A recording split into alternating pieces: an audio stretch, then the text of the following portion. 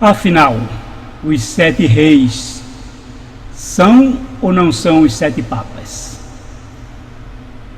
Os 7 reis não são os 7 papas. É o que nós vamos ver nesses estudos e entender se realmente a questão dos 7 reis é uma teoria ou uma profecia, que termina no 8º rei ou 8º papa, que também será o último. É preciso entender se essa teoria realmente é teoria ou se é uma profecia. Então, a Bíblia, ela descreve a besta como o 8º rei, né? O Apocalipse, no capítulo 17 e o versículo 11, diz claramente lá que e a besta que era e não é ela também o 8º rei. Então, a besta é o 8º rei. Procede dos 7. Por que procede dos 7? Porque a besta só tem 7 cabeças, não tem 8. Então ela é uma dos 7 que volta e caminha para a destruição. Por quê? Porque é a última, é o último rei, é a última cabeça, a 7ª, né, que volta como última cabeça e caminha para a destruição, porque realmente a última é o fim e chega o final dos tempos. É isso que precisamos entender daqui por diante. Então, algumas características da besta é que ela é escarlate ou vermelha, a mesma cor do dragão. Está repleta de nome de blasfêmia, isto é, né, que é a mesma característica do anticristo, que se assenta no lugar de Deus, parecendo-se Deus e agindo como se fosse Deus. Tem 7 cabeças e 10 chifres, que o próprio Apocalipse 17 explica quem são as 7 cabeças e 10 chifres. E ela era, não é e está para aparecer, ou seja, ela já foi, né? Não é mais no tempo que o anjo está falando com João, no período transportado, que a besta não é, e ela está para aparecer, que é a mesma situação do Apocalipse 13, que é a cura da ferida mortal da besta, ou seja, ela vai ressuscitar, ela vai ressurgir, e vai ressurgir como 8º rei. Esse 8º rei a gente vai ver que ele compreende 2 fases, uma com a fase com apoio religioso e outra sem apoio religioso. E ainda a característica dessa besta é que ela vai governar com os 10 reis durante 1 hora. Recebe dos 10 reis o poder e a autoridade que este possui. Aqui ainda junto com a mulher, ou seja, o poder religioso. E junto com os 10 chifres odiarão a meretriz, também está no texto bíblico. E por fim ela recebe dos 10 chifres o reino que este possui, e agora sem a mulher, ou seja, a besta sem o poder religioso, só agora como um político ou na verdade como o anticristo. Então essa besta, foi o período que ela não era, quando ela não era, né, para entender essa besta. E essa besta é o período que ela não era, se for aplicado aos 7 reis, esse período que ele não era, aí eles aplicam o período de 1798 a 1929, quando então a besta foi destituída do trono, mas logo em seguida, em 1814, o papado ele foi restaurado. Na verdade, o que foi criado em 1929 foi o Vaticano, como o Estado livre, mas o papado não foi restaurado em 1929, já tinha sido restaurado pouco depois, em 1814, só que somente com poder religioso, e não tinha um poder civil, né, porque aí ele foi separado, o Estado da Igreja. E mesmo em 1929, com a criação do Estado Vaticano, o papado não foi restaurado com seu poder temporal, político, civil, mas somente ainda continua com o poder religioso. Então, não tem como aplicar essa profecia a esse período da besta que não era. A besta que não era, ela não é, né, vai passar um período que não é e depois vai ressurgir. Essa ressurreição da besta é a cura da ferida mortal. E se a morte da besta, né, ou a sua ferida mortal, foi a separação da igreja com o Estado, né, a separação de política e religião, a cura da besta é o retorno, é a volta da união da igreja com o Estado, da política com a religião. E isso a gente está vendo que está sendo restaurado em nossos dias. Mas no período desde o Vaticano em 1929, não há registro de que isso tenha acontecido. Então, não tem característica de que os 7 reis sejam 7 papas. Por outro lado, precisamos entender outra coisa. Outra característica que descreve aqui no Apocalipse é que a besta ela é montada pela mulher. E ela está em um deserto, né? Ela leva a mulher, diz o texto. Então, nesse contexto de Apocalipse 17, a mulher é o poder religioso. Esse poder religioso não só é o poder católico, como encampa todas as religiões do mundo, todo esse poder religioso que está apoiando a política, está apoiando os poderes civis, justamente fazendo a união da igreja com o Estado, da política com a religião. Isso envolve o catolicismo, os protestantes e todas as demais religiões espiritualistas, não só o espiritismo como enquanto religião, mas todas as demais religiões que são espiritualistas. Praticamente, inclusive entre os protestantes, são espiritualistas por acreditarem na imortalidade da alma, por acreditarem em um mundo de almas em purgatório, praticamente como se fosse purgatório de almas que vagueiam ou que vai direto para a glória, ou que volta, ou que reencarna. Cada religião tem crenças, mas que no resumo todas são espiritualistas por acreditar numa alma imortal. Então tudo isso une esse poder religioso, e todas essas religiões formam a mulher como poder religioso que está montada na besta. Ou seja, nós vemos aí um poder civil, esse poder civil aí que é a besta, representado então por um governante maior, porque a gente vê que os reis da terra, os 10 reis, apoiam a besta, então não envolve todo o poder mundial de civil ou político, mas é um poder que vai unificar ou tentar unificar o mundo em si por meio da besta, ou seja, um governante, alguém que vai se levantar para querer governar o mundo e vai ter o apoio de todos os demais países do mundo. E por outro lado, nós vemos que os impérios que a Bíblia descreve, né, os impérios mundiais descritos pela Bíblia, porque alguém pode dizer que houve outros impérios, mas o que é descrito pela Bíblia, inclusive profeticamente. Então, tanto a Babilônia como Medo-Pérsia, Grécia e Roma, eles encarnavam em si, né, no animal, o poder civil e religioso. A igreja e o Estado estavam num só governante, que era o rei ou imperador. Não havia separação. Claro que apoiados pela classe sacerdotal, mas quem era a autoridade máxima política e religiosa era o rei ou imperador, tanto na Babilônia como na Medo-Pérsia, Grécia como Roma. E outra característica que nós também podemos entender desse período é que Babilônia era um império, e então, mesmo com a morte do rei, observe que na profecia Daniel diz para Nabucodonosor: tu, ó reis, és a cabeça de ouro. Mas quando o rei Nabucodonosor morreu, após 43 anos de seu reinado na Babilônia, então ele foi sucedido pelo seu filho, Evil-Merodach. E depois da morte de Evil-Merodach, só reinou 2 anos, então entrou um dos generais dele, né, Neriglissar, que reinou 4 anos. E depois então veio Nabonido, mas Nabonido se afastou para outra cidade chamada Tema e deixou seu filho Belsazar no trono de Babilônia. Então observe que com a morte de Nabucodonosor ou dos reis que o sucederam, o Império Babilônico não chegou ao fim, não houve a mudança de império. O império continuou até 539 com a queda final de Babilônia. Então a morte de um rei não mudava o reinado, continuava a dinastia. Isso aconteceu também no Império da Medo-Pérsia, fundado por Ciro o Grande, e com a morte dele foi sucedido, né, por seu filho Cambises. E depois de Cambises veio Dario, veio Artaxerxes I, Artaxerxes II, e até o ano 331, quando foi agora vencido por Alexandre o Grande, né? Então, mesmo com a morte do rei, mas a dinastia do império, do reinado, continuou. E assim também foi com Alexandre, né? Alexandre morreu novo em 323, começou a reinar em 331, começou a sua campanha em 333, né? Em 10 anos, em 323 ele já era o imperador do mundo, mas ele morreu, mas o Império Grego continuou com os seus generais. Depois os Seleucidas e os Ptolomeus continuaram até o ano 190 ou 168. Então veio o Império Romano. Então a dinastia grega continuou.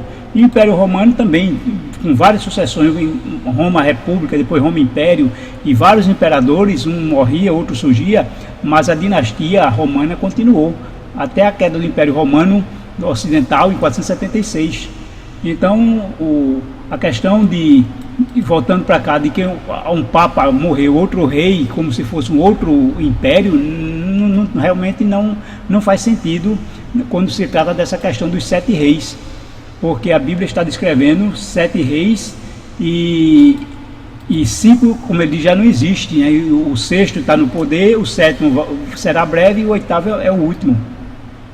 Para que a gente entenda essa questão, porque cada império foi representado por um animal. Babilônia pelo leão, Medo-Pérsia pelo urso, a Grécia pelo leopardo de 4 cabeças e Roma pelo animal feroz, espantoso. E então nós temos agora o quinto animal. O quinto animal está descrito em Apocalipse, que é a besta do mar. E na descrição do Apocalipse nós vimos nela a junção de todas as demais bestas. Inclusive, vocês percebam que ela tem 7 cabeças. 4 cabeças do leopardo, que é a Grécia, né? A cabeça do leão, que é a Babilônia, o urso, Medo-Pérsia, e o quarto império romano, que é a besta de 10 chifres. Então está aqui todos juntos nesse quinto animal, que é a besta do mar. E então é descrito mais um animal aqui na Bíblia, o quinto poder que governaria o mundo. E o próximo, o sexto poder, é descrito em Apocalipse 11:7 como a besta que sobe do abismo, que atacou, né, a palavra de Deus e declarou o ateísmo, e implantou, através da Revolução Francesa, as ideologias progressistas que até hoje dominam o mundo, com as suas igualdades de gênero, e com isso fazendo com que o movimento feminista, né, tenha poder sobre o seu corpo de abortar, e todo o regime democrático, né, onde o povo que fala mais alto, porque os governos hoje é sempre avaliado pelo índice de popularidade, tem que fazer o que agrada o povo. Isso se chama democracia. Mas veja que todos esses ideais franceses, eles serão combatidos pelos movimentos que vão ser contra essa Revolução Francesa, ou seja, contra essas ideologias que dominam o mundo, né? O mundo hoje é dominado não mais por um império físico, um império de um rei, mas de uma ideologia, de uma cultura. E essa cultura francesa está sendo suplantada hoje pela ideologia ultraconservadora. E isso, né, fez com que surgisse o sétimo animal, que está registrado em Apocalipse 13:11, que é a besta de 2 chifres, e que parece um cordeiro, mas fala como um dragão. Esse é o novo poder mundial, através de sua cultura, de sua ideologia, digamos assim, conservadora, através de seus ideais capitalistas. Então e mesmo que antes disso, né, porque a profecia, ao cumprir-se, essa profecia de Apocalipse 13:11, ela realmente só se cumpre quando for restaurada a besta do mal, o poder, ou seja, haver a união da igreja com o Estado, o que já começou com o atual presidente, o governante, que começou em 20 de janeiro.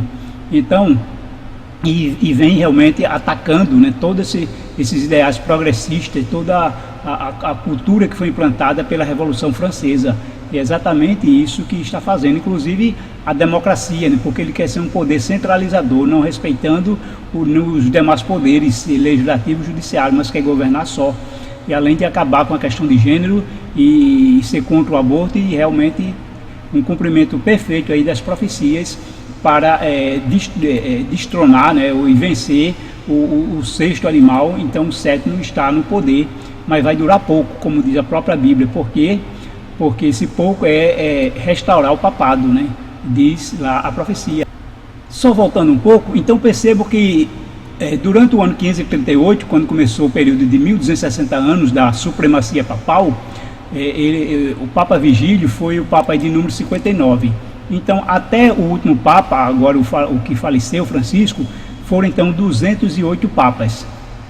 Mas observe então que nesse período não houve mudança de poder. A Igreja Católica reinou durante 1260 anos, mesmo com a morte do Papa, não houve mudança de poder. Continuou o poderio, a supremacia católica. Recebeu a ferida de morte, mas o papado continuou com seu poder religioso. Foi criado o Estado Vaticano para ser restaurada a soberania da Igreja Católica, mas ainda assim o papado continua com o mesmo poder de antes em relação ao catolicismo, né? Ou seja, o papado, o sistema papal é um sistema monárquico, absolutista, desde 1538, né, ao assumir o controle do mundo. Então o regime papal, e em relação também somente ao Estado Vaticano ou à religião, ele é um regime absolutista. Então os papas não passou a ser rei a partir de 1929, né, com a assinatura do Tratado de Latrão, mas ele sempre foi, o regime papal sempre foi um regime monárquico absolutista, né? Você pode pesquisar e ver que esse é o regime de governo do Vaticano e por consequência do próprio papado.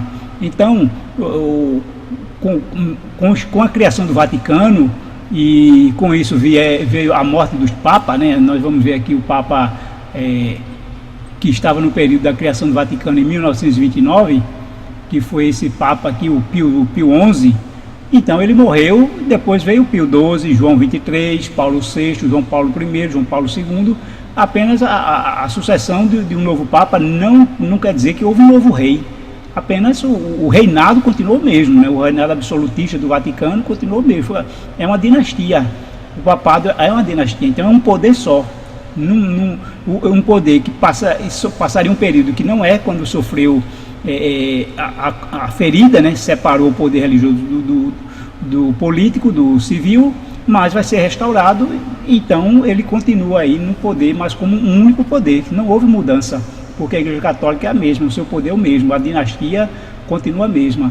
Então, com isso, pode-se entender claramente que essa teoria dos 7 papas realmente é uma teoria, não é profecia, não se encaixa dentro aqui de Apocalipse 17. E o oitavo rei, né, ele vem não vencendo o sétimo, né, porque a própria profecia diz claramente sobre isso.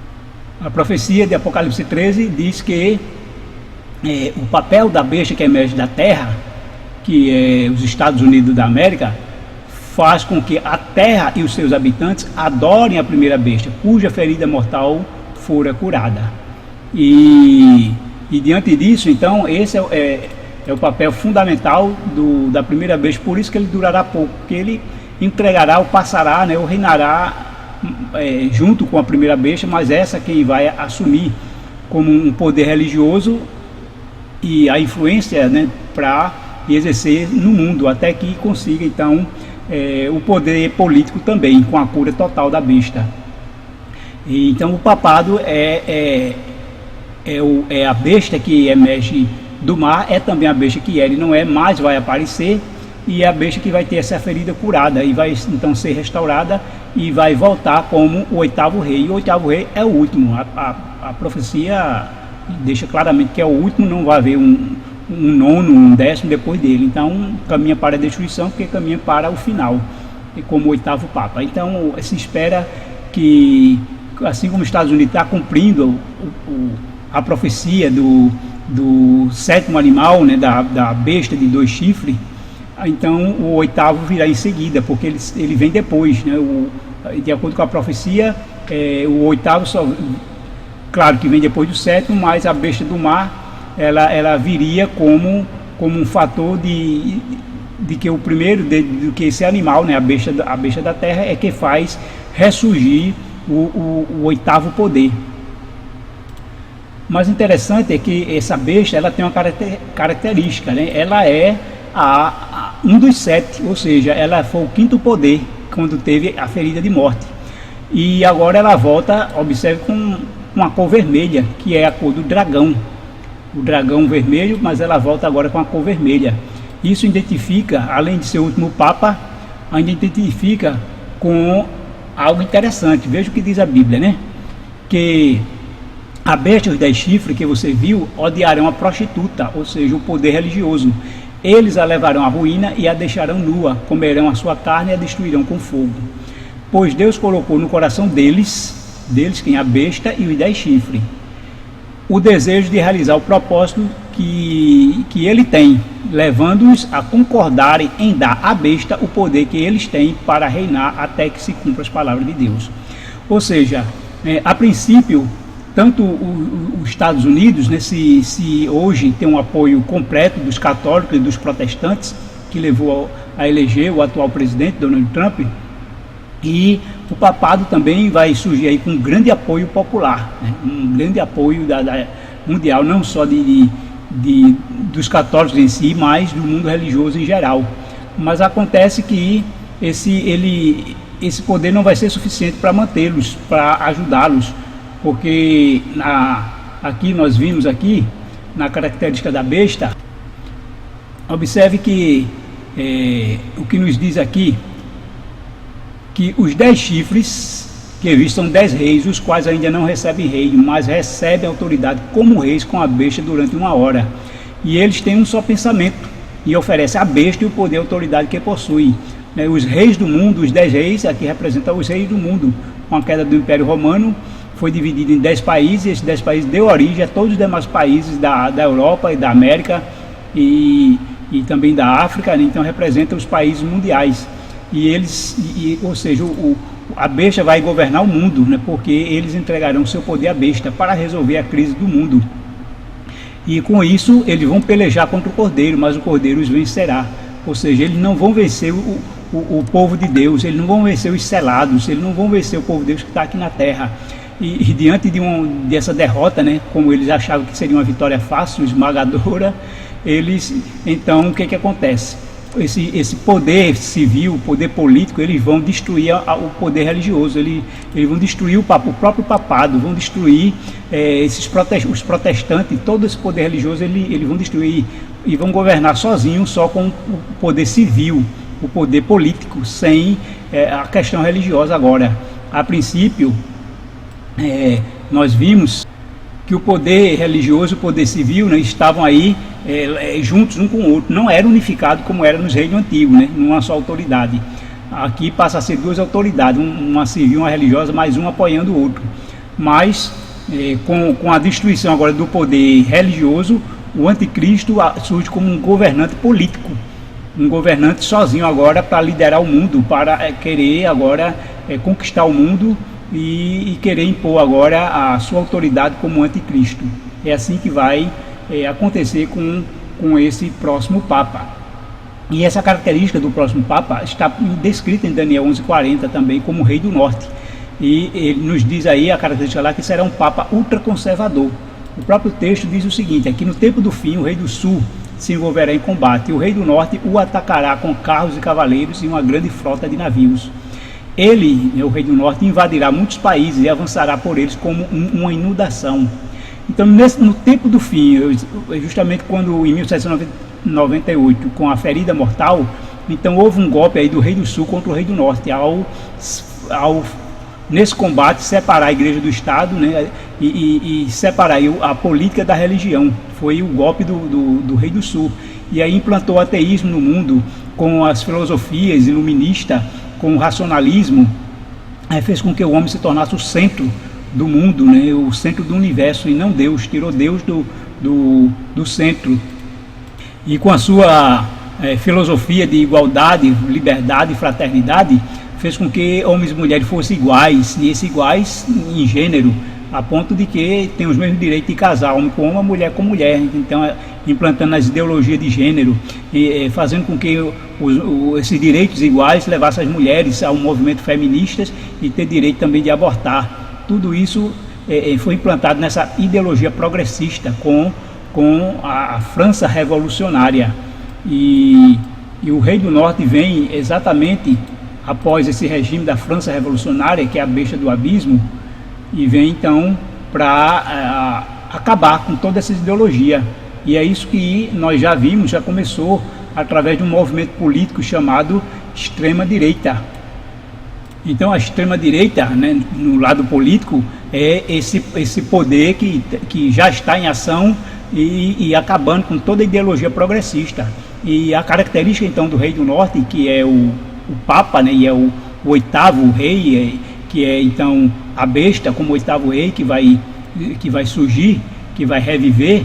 Então a característica dela é ultraconservadora, porque isso é descrito aqui na Bíblia, que ela vem como um dilúvio, né? Vem como uma inundação para realmente sair troçando tudo, né, inundando e transbordando e acabando com toda essa ideologia implantada pela Revolução Francesa. Então a característica é essa do próximo Papa, se, claro, né, eu estou expondo aqui o cumprimento profético. Se esse cumprimento profético estiver certo, então esse conclave durará aí de 7 durará em torno de 7 dias, vai de 7 a 13, e o próximo Papa poderá ser anunciado aí no dia 13 ou no máximo dia 14, que é o mesmo período que Noé ficou trancado dentro da arca durante o dilúvio. E esse trancado é justamente o mesmo tempo que se chama conclave, né, com chave, trancado a chave. E Noé teve que ficar 7 dias trancado na arca esperando o dilúvio chegar. Então o conclave fica trancado dentro, né, da Capela Sistina até que espere o novo Papa surgir. Aí quando ele surgir, então, de acordo com isso, quando começou a chover no dilúvio, foi no dia 14. Né, dia 14, de acordo com o calendário atual, baseando no calendário atual, digamos que Noé entrou na arca dia 7 de maio. Então até o dia 13 ele estava lá trancado sem que houvesse chuva. Então dia 14 começou a chover, dia 14 de maio. Assim, se a profecia tiver, digamos assim, essa pista, se coincidir com esse calendário, a gente vai entender que realmente o próximo Papa será o último. O próximo Papa é o 8º rei, o próximo Papa é a besta revivida, e então nós podemos saber que estamos às portas. Vamos aguardar, né? Estou apenas dando aqui as sugestões e que a gente aguarda aí o cumprimento, se tiver, digamos assim, como a gente está assim prevendo, de acordo com a palavra. Claro, não estamos aqui adivinhando, nem queremos provocar sensacionalismo nem alarmismo, mas queremos só entender o tempo que estamos vivendo para saber o quão perto estamos da volta de Jesus, porque esse é o nosso maior anseio e desejo, que Jesus venha logo nos buscar e assim estaremos para sempre no céu com o nosso Deus.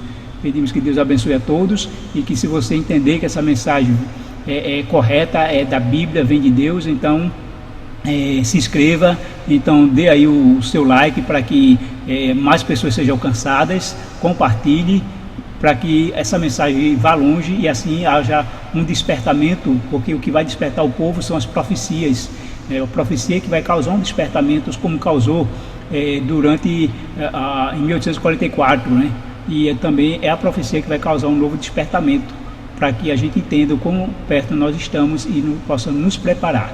Pedimos a bênção de Deus sobre todos e então divulgue, compartilhe, clique aí para que essa mensagem se espalhe e assim também possamos entender que breve estaremos no lar. Deus abençoe a todos.